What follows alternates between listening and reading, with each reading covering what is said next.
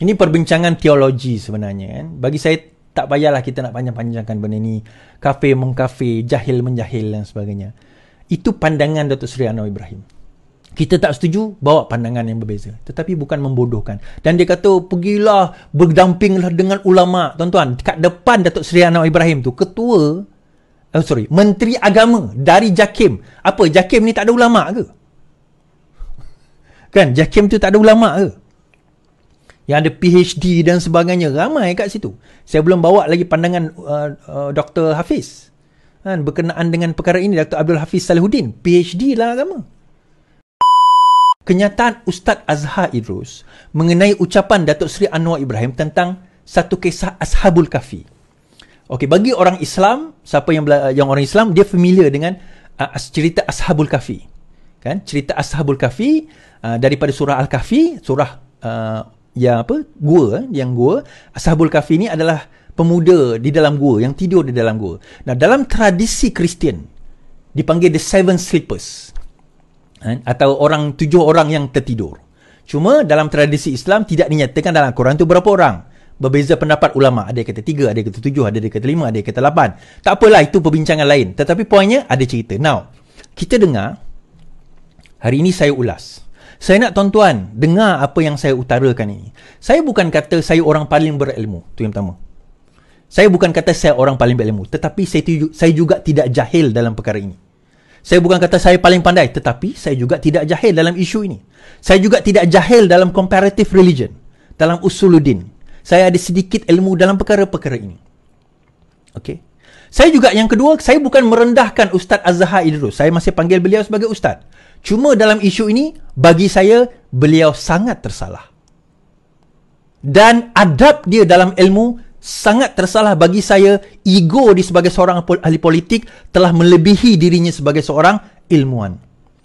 Dia sepatutnya mendahulukan ilmu dia daripada sikap dia sebagai ahli politik. Kita akan tengok sebentar lagi.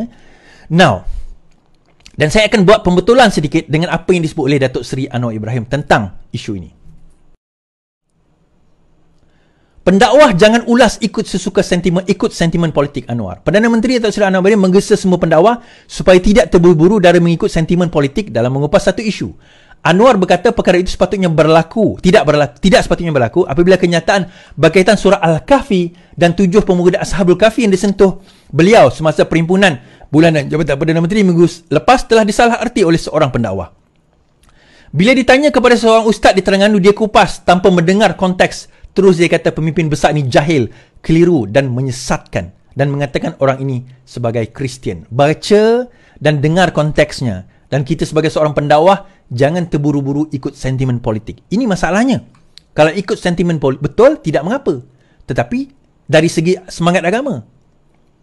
Pertama, semak dulu kenyataan itu benar atau tidak. Kedua, kalau tidak benar boleh tegur saya. Saya boleh betulkan katanya. Baik. Saya akan tegur Datuk Seri Anwar Ibrahim. Tapi sebelum itu, apa kata kita dengar kenyataan beliau di dalam perkara ini?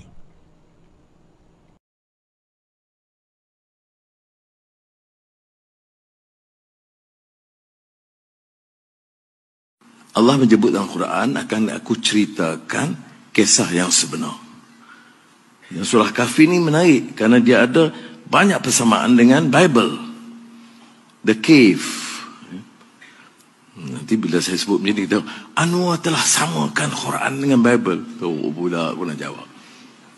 Ini sebab saya kata pemikiran yang pelampau, dia tak dengar konteks. Dia ambil itu. Tengok, Anwar samakan semua agama. Oleh demikian tidak boleh diterima sebagai pemimpin negara ini. Baik. Baik. Tetapi yang saya sebut dalam cave, kemana ada sejarah? Kerana sebenarnya sejarah dalam cerita cave Kahfi itu zaman Kristian. Tetapi diberikan nilai yang baik bahawa ada pemuda-pemuda masa itu Kristian. Jangan lupa kadang-kadang. Tapi kalau saya kupas begini, orang Kristian kan senang kan? Kita gunakan dalam Quran kisah sejarah di zaman Nasrani, di mana anak muda itu diselamatkan kerana prinsip mereka yang kental. Akan kuceritakan kisah yang sebenarnya. Apa cerita sebenarnya? Innahum fityatun amanu bi rabbihim wa zidnahum huda. Anak muda dengan keyakinan mereka, dengan iman mereka, Allah tambah petunjuk kepada mereka. Mengapa? Kerana ini soal nilai, soal prinsip.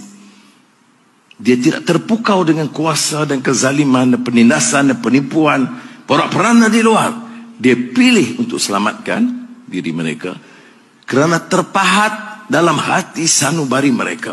Apa dia terpahat? Warabatna ala qulubihim. Terpahat di hati sanubari mereka. Hanya keyakinan dan kekuatan Allah yang menjadikan langit dan bumi. Saya tengok kalau Jaki manggu, saya selamat.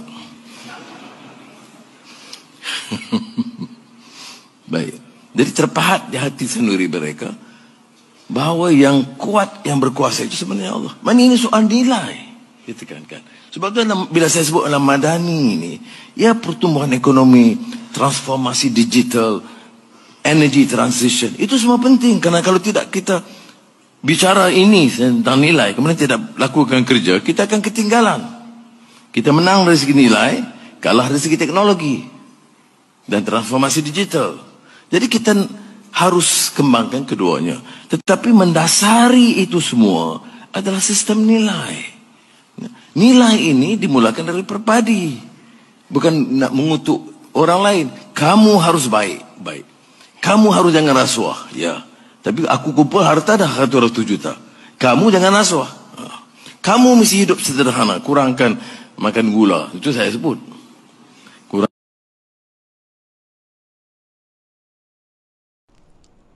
Okay.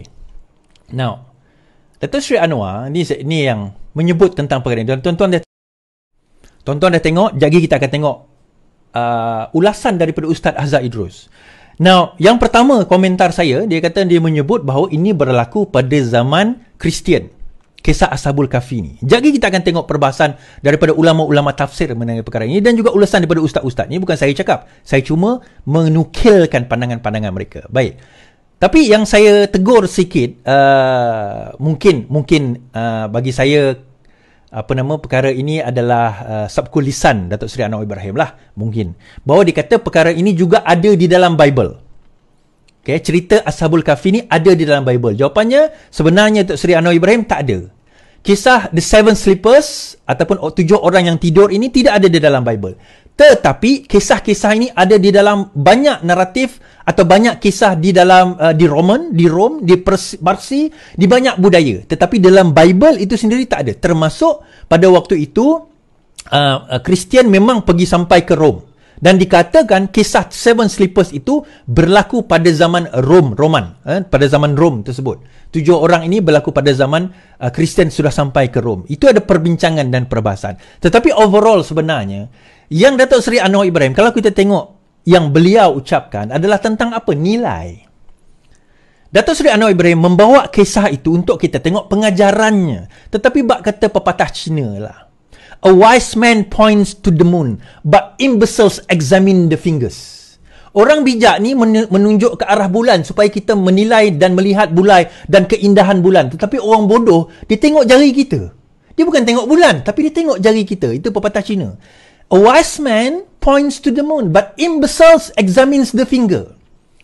Datuk Seri Anwar Ibrahim duk menilai, mengambil kisah Ashabul Kahfi ini untuk menyatakan akan nilai pemuda itu yang berani menentang korupsi, menentang penyesatan, lari daripada kesesatan untuk menyelamatkan akidah mereka. Itulah nilai pemuda. Kenapa disebut pemuda? Kerana pemuda ini biasanya ialah bersemangat nak ikut dan sebagainya. Tetapi ini pemuda yang benar-benar mementingkan iman daripada kebendaan, daripada kesesatan. Jadi itu nilainya. Sebab itu dia kat Datuk Seri Anwar yang kata ujung tadi, walaupun kita hebat daripada segi teknologi, kekayaan dan sebagainya, tetapi dasar kepada kekayaan kita itu mestilah nilai, keimanan. Nilai kalau orang Islam keimanannya, tapi kalau kita sebagai manusia nilai kita, virtues, values kita. Tetapi mereka bukan lihat yang itu. Dia tengok Datuk Seri Anwar Ibrahim ini telah melakukan kesesatan, jahil, bodoh, kerana sebut Ashabul Kahfi itu sebagai orang Kristian pada zaman Kristian. Dia kata. Kita dengar ulasan Ustaz Azhar Idrus.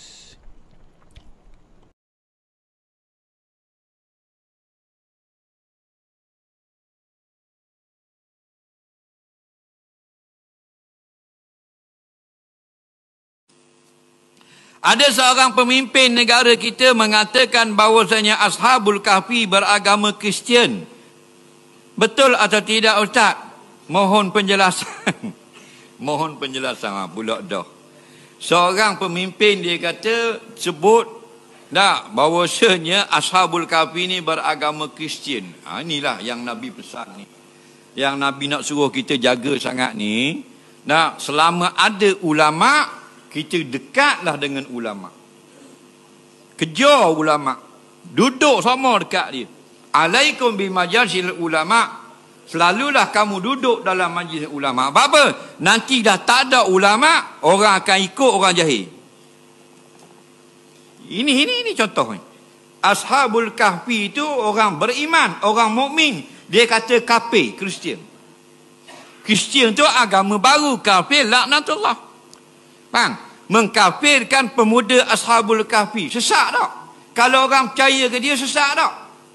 Ini yang dikatakan pemimpin-pemimpin jahil yang nak menunjuk pandai. Kerana apa? Kerana kita sudah tidak herakan alim ulama. Nampak? Inna Allah yaqbidul ilma biqabdil ulama. Nabi kata jaga.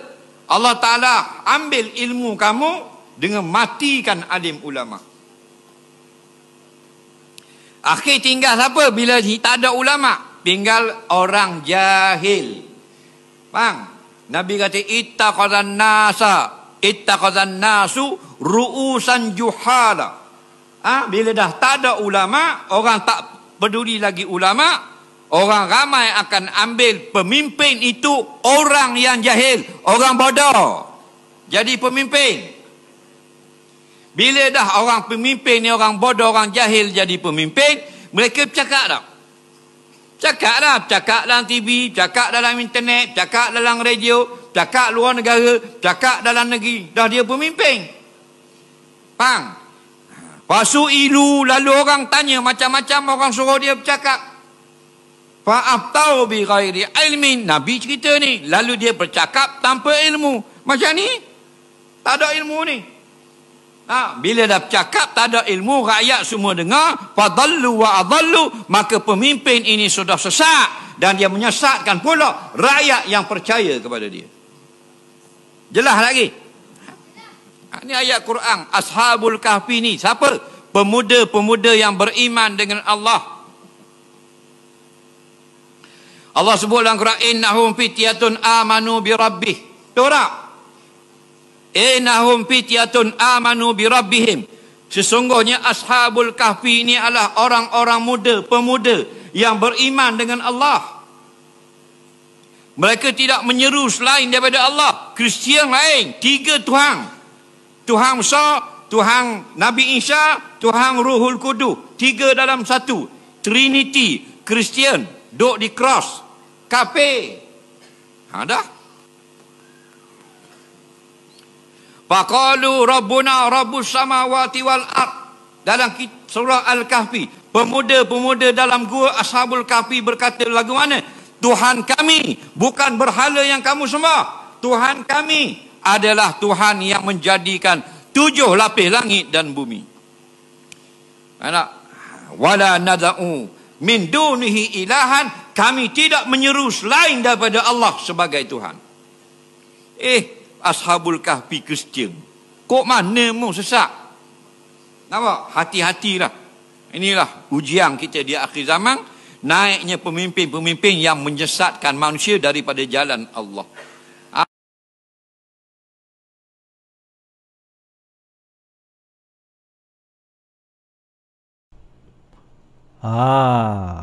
Naiknya pemimpin dari kalangan manusia yang menyesatkan jalan Allah. Bodoh, jahil, menyesatkan lagi. Tuan-tuan, tak alang-alang. Baik tuan-tuan. Dia isu, saya kata tadi, Datuk Seri Anwar Ibrahim bercerita soal kisah pengajaran dalam surah Ashabul Kahfi tu. Dalam kisah Ashabul Kahfi ni, dalam surah Al-Kahfi ni, kisah Ashabul Kahfi ni, dia pengajaran. Ada pengajaran dia untuk apa orang kata, pegawai-pegawai kerajaan pada waktu itu. Dia ada pengajaran, dia ambil pengajaran. Cuma dia ada satu perkara yang dia sebut. Now, dia ada perbincangan di dalam Al-Quran sebenarnya, untuk maklumat tuan-tuan, tidak ada perincian siapakah Ashabul Kahfi ini. Di dalam Al-Quran disebutkan cuma Ashabul Kahfi. Malah jumlah mereka, adakah mereka 3 orang, 5 orang, 7 orang, 8 orang, pun ada ulama berselisih pendapat, sebab itu bukan utama. Kisah itu bukan utama. Yang itu dibincangkan dalam tafsir, itu bincangkan dalam hadis. Hadis pun rasanya tak ada yang pendetailan. Tetapi ada kisah-kisah dan cerita-cerita, termasuk kisah Israiliyat dan juga sejarawan-sejarawan yang meninjau dan mengkaji. Tapi itu semua adalah pendapat-pendapat manusia. Siapa mereka? Ini sebenarnya adalah kisah Al-Quran. Iaitu Al-Quran ni dia tidak mementingkan detail. Detail ni kita kena kaji. Bukan tak penting langsung. Maksudnya detail tu kita kaji kemudian. Tetapi Al-Quran mementingkan pengajaran. Al-Quran bila menceritakan satu kisah, dia ada pelajaran yang dia nak bagi pada kita. Kita kena ambil pelajaran itu. Bukan kita dok bincang detailnya. Ya, kalau ilmuwan tak apa, nak bincang detail buat thesis, buat PhD. Tapi dok debat yang debat detail ni tak berhabis, tuan-tuan. Ini banyak akhirnya ulama' gaduh-gaduh bab detail. Tapi yang tunjang dia tu, pengajaran dia tu tak diambil. Apa sebenarnya kisah dia? Itu yang sebenarnya kita nak tengok. Baik, soalan dia adalah, bila mana kisah Ashabul Kahfi ni berlaku? Ni kita belajar sikit tafsir, tuan-tuan. Dia ada 2 pendapat ulama'. Ada yang mengatakan dia berlaku selepas turunnya Nabi Isa. Bermakna mereka adalah pengikut ajaran Nabi Isa. Ada pendapat mengatakan bahawa mereka ini, kisah ini berlaku sebelum turunnya Nabi Isa. Mereka adalah kaum Yahudi yang pada sebelum turunnya Nabi Isa, yang mengikut ajaran Tauhid. Now, pengikut ajaran Nabi Isa juga adalah pengikut agama Tauhid. Okey? Dan saya bawa, bukan saya cakap, kita dengar pendapat daripada mufti, daripada kenyataan mufti wilayah. Ada yang bila dinyatakan ini, dia kata, alah, mufti wilayah memanglah sebab dia dibayar oleh kerajaan, dia mufti kerajaan. Statement ini ditulis pada tahun 2016. Datuk Seri Anwar Ibrahim belum jadi. Baik, kita baca. Irsyad Al-Hadis siri ke-50, kisah dan bilangan Ashabul Kahfi. Apakah status kisah dan berapakah bilangan Ashabul Kahfi? Alhamdulillah, segala pujian bagi Allah. Kisah Ashabul Kahfi adalah sebuah kisah yang masyhur dan syarat dengan pengajaran. Dan dalam surah Yusuf ini, sesungguhnya pada kisah mereka itu mengandungi pelajaran yang mendatangkan iktibar bagi orang-orang yang punya akal. Itu saya kata, kita tengok ini pengajaran dia, bukan pendetailan. Tapi tak apalah. Okey, nah saya tak baca ni. Sumber dan sumber kisah ini, status dan sumber kisah ini. Kisah ini adalah sahih kerana disebut dalam Al-Quran, iaitu dalam surah Al-Kahfi, yang mana Al-Quran adalah mutawatir. Walau bagaimanapun, di dalam Al-Quran tidak dicatatkan secara terperinci kerana Al-Quran lebih mengutamakan pelajaran daripada kisah. Okay? Lebih mengutamakan pelajaran daripada kisah. Selain itu, di dalam Musnaf Abdul Razak ada disebut kisah Ashabul Kahfi pada jilid ke-5 halaman 423. Siapa Abdul Razak ni, tuan-tuan? Beliau adalah tok guru kepada Imam Bukhari. Okey? Siapa tak kenal Abdul Razak, dalam Musnaf beliau, Abdul Razak ni adalah tok guru kepada Imam Bukhari. Salah seorang je lah. Imam Ibn Katsir menceritakan secara ringkas akan kisah Ashabul Kahfi ini di dalam kitabnya. Kisah ini menunjukkan bahawa ia berlaku pada zaman awal seperti mana disebut oleh sebahagian ahli tafsir, bahawa ia berlaku selepas daripada Al-Masih. Dan pada waktu itu mereka, iaitu kaum Ashabul Kahfi, adalah Nasrani. Now, perbincangan ulama, adakah Nasrani ini yang percaya kepada Trinity atau tidak? Kalau kita tengok dalam Al-Quran pun, even pada waktu itu, pada zaman Nabi Muhammad, di mana ada di kalangan orang Kristian yang percaya kepada Trinity pun, masih lagi dipanggil dengan gelaran Nasrani. Jadi adakah mereka ini dalam golongan yang percaya Trinity atau tidak? Itu bukan persoalan dia. Tetapi mereka, menurut Ibn Katsir, siapa tak kenal Ibn Katsir, mazhab Syafi'i, baik kau jangan ngaku kau mazhab Syafi'i, mereka ini berada selepas turunnya Nabi Isa, dan mereka mengikut ajaran Nabi Isa. Mereka adalah Nasrani. Ini tafsir Ibnu Katsir. Apa yang nyata bahawa kaum yang mereka tinggalkan adalah musyrikin daripada Allah, dan mereka menyembah berhala. Panjang di mana Al-Bidayah wal Al-Hinayah jilid 2 muka surat 114. Macam saya kata tadi, bilangannya ada yang kata 3 orang, ada yang kata 5 orang. keempatnya anjing, keenamnya anjing, ada yang kata 7, ke-8nya anjing. Itu berbeza-beza pandangan. Baik. Now, kisah disebut di dalam Bible. Dia tak ada dalam Bible, tetapi kisah The Seven Sleepers ni memang disebut dalam budaya tradisi Christianity, tetapi ceritanya tidak disebut di dalam Bible. Tak ada kisah tu dalam Bible macam dalam Quran. Dan dikatakan kisah ini berlaku sekitar 250 CE. Current, maksudnya selepas Masihi lah, 250. Pada tahun 250 Nabi Muhammad SAW 600 lebih. Ini berlaku 250 pada zaman selepas Kristian. Tetapi Ibnu Katsir, yang ini tak dinukilkan pula oleh pejabat mufti tadi. Kalau kita tu baca tafsir Ibnu Katsir, saya ada tafsir beliau, yang ni tafsir dia mengatakan ada pendapat ulama mengatakan bahawa dia kena load, tak apa. Ada pendapat ulama mengatakan bahawa ayat ini, it seems that they live before the time of Christianity altogether. Because if they had been Christians, kalau mereka Kristian, because if they had been Christians, the Jewish rabbis would not have cared about preserving because of their differences. So Ibnu Katsir di dalam tafsir beliau pada muka surat 18 dalam surah Al-Kahfi, dalam tafsirkan surah Al-Kahfi, terjemahan English, bahawa ada setengah mufassirin mengatakan mereka wujud selepas Kristian. Ada mengatakan mereka wujud sebelum Kristian. Tetapi itu tak penting. Tetapi maksudnya ada pendapat. Kemudian kita kena faham juga bahawa Kristian 300 tahun selepas Nabi Isa, sehingga pada zaman the Council of Nice, macam mana nak eja? Macam mana nak sebut? Okay, the Council of Nicaea.